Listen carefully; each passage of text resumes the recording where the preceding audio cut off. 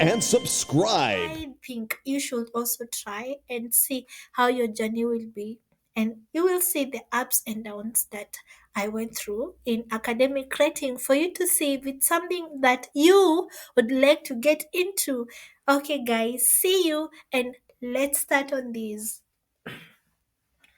So, guys, as you know, I am so much into academic writing.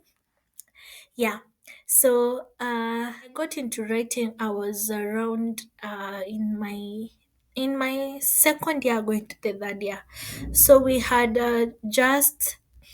just started the elections. You remember the 2017 elections?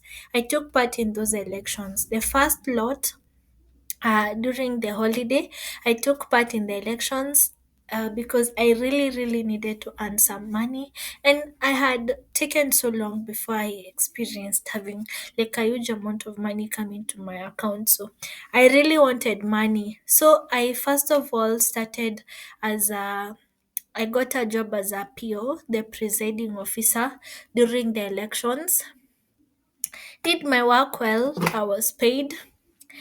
But now nilikuwa nimeshaonja pesa and I was like, earning this good money is actually possible and I would like to keep earning this amount of money more regularly. By this time, I am just hearing about academic writing, but I do not really know the details about academic writing. I didn't even know it was like the one we used to do in high school or in campo. Me, I had thought it ni hizi vitu zingine complex vibaya sana. So during the elections, while we were taking like we were doing the elections or rather facilitating the elections, I met this guy from home. He was doing writing. I didn't, he just randomly told me, by there, I do writing and that is what I do for a living. And he had just completed Campo at that time. So me, I'm like, that is around 2017. I think so. I'm not really sure. Around that time. So I tell him, okay, why don't you give me an opportunity and teach me how to write? So mimi vile nilienda kuwrite, I used to copy paste the work. I just used to take what is online and just paste it in a Word document. At that time, I don't even know how to save a document. Oh my god, I didn't even know, by the way. So what I did after that, I just did some work for him, and then he really looked at my work and was like, "Hey, Kazi, equally, are you sure you're the one who did this work?" Mind you, at this point nafanya hii kazi tu vile tu mi nafikiria. I didn't have any basic skills, so he told me, "Let me show you how to do the work." He showed me. And then I was like, okay, sawa, nikafanya. He didn't like the work because it was highly plagiarized. It wasn't organized. It wasn't, yani ni kama tu nilimwandikia vitu hapo nikamrushia. It wasn't professional in any way. So I decided that I'm going to learn how to write. But at that time, I'm interested, but I don't know where to learn about academic writing. I am very green and very disconnected to what I was actually trying to do. So I go back to school, and then when you want something, by the way, I think the universe aligns and it conspires to give you what you want. So I met this guy. He was by the he died, and may his soul rest in peace. So he was writing, and he had an account. He had a study bay account. So I hear that this guy is giving jobs and anafunza watu kuwrite. But now there was the negative aspect of this whole thing. He wasn't paying his writers. So me, I decided I don't want to write for him because I would get frustrated and I didn't even want to learn from someone like that. Na si kubaya because I felt like I would get those I would end up being like that. So I didn't learn writing right after nini hizo elections kabisa. I decided wacha niendelee na kazi zenye nilikuwa nafanya because I used to do the promo jobs. I know you know the promo jobs.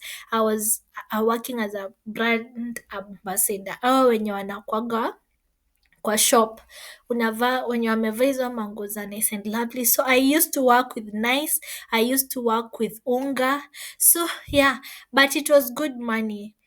And then but sasa ilikuwaga tiresome kusimama kwa hiyo line kupanguza hizo vitu, like arranging those things over and over, and then having to talk to customers to buy. So I did a lot of marketing and I'm really good in marketing. Kama uko na kazi ya marketing, please nipe. But anyway, I'm sorry for digressing. So now I decided because hii kazi ya promotions si mbaya because it was paying well between 800 to 1500 per day. Wacha niifanye. But now I one time a friend of mine who was also doing promotions aliniintroduce to another person mwenye alikuwa anafanya promo za usiku za pombe. Mind you, Missy, I don't drink. And I am very uncomfortable in clubs, by the way. Maybe that's why I don't even get out of the house. So, uh, akaniambia kuna promo za pombe zina come up. It was a very expensive alcohol, Chivas Regal, if you know about Chivas Regal. So I decided, what's the money? How much are they paying per night? And per night, it's just 6 hours from 6 to 12 a.m. So she's like, okay, this is between 3,500 to 5,000 shillings. I was like, oh my God, that's a lot of money. Like, that is something that can actually elevate my life. So I went for the first day, and then I went to serve to some mzungu. Actually, tuliendaga kwa place. Nikaenda kusavia wazungu, and oh my God, the experience was not very nice. Not because they were rude, but man, those people can really make you feel uncomfortable, if you get what I'm doing. Like, they really stare at you, they want to talk to you, they want to like take your phone number, they want to hit on you. So I decided no. Let me do it today, because it's something that I've already committed myself to do, but I'm not sure if I want to do promo za usiku za pombe tena because man, that's a lot of work for me. So nikafanya hivyo, nikafanya the second day. I'm telling you, the money is good and it can really make you lose sight of other things. But the fact that I was not aligned to this, my values were not aligned, I did not continue doing these jobs za nini promo za usiku. Nikaacha. And I had already loved the money. So I had to find something else that would pay me as much as that money. So luckily in the process, I also met this other guy mwenye alikuwa School of Engineering, and he was so much into academic writing, and that is what he used to use to pay his school fees. So I'm like, okay, so how do you do it? He told me he had an account. He also had a study bay account, and he was so good at writing. Like, job zake zilikuwa zinapata tu ma A. So nikamkwamilia, nikamwambia, you're going to train me how to write and you're going to help me get my own account. So akatufunza, me and my husband akatufunza writing, nikajua kuwrite, nikaiva kuwrite, and then I started now taking jobs over and over and over. So after like a month after nimerudi shule in Campo, nikaanza kutafuta account yangu. I started looking for and applying for accounts. Nika apply for the study bay account. But this study bay is a really good account. If you're lucky to get that account, I'm telling you, you're going to love it, especially if you get the ones that are that have a good rating. Usichukue hizi mpya mpya.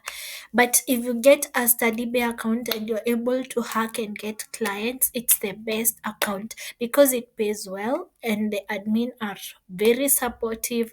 And then there's no stress. Like you do not have to work under pressure. You work at your own terms to some point. Bora ufuate instructions nini nini. You talk to your clients politely. They are also not allowed to talk to you rudely, and there are no intermediaries. It's you and the clients.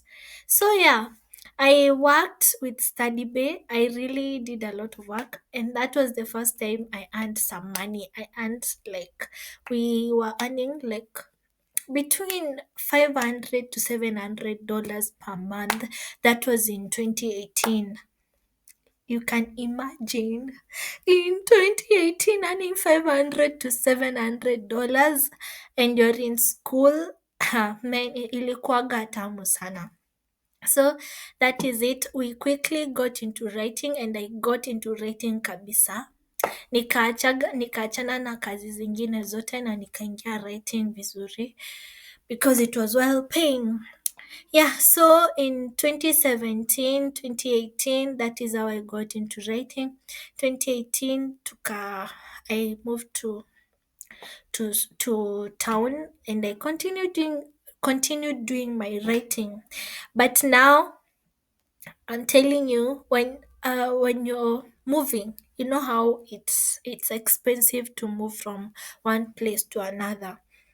And then, writing, sit inakuwaga kila time. I'm telling you, it can really bring you down if you're not mentally strong. Because today you're earning over $700 a month. Then tomorrow there's nothing coming in kabisa. Like there's nothing, there's no coin like this. So niambie utajipanga aje. Okay, unaweza kujipanga but the mistake I did was that I did not get writers. I was so scared of trusting people with my accounts. I didn't want to get writers, so I used to write alone.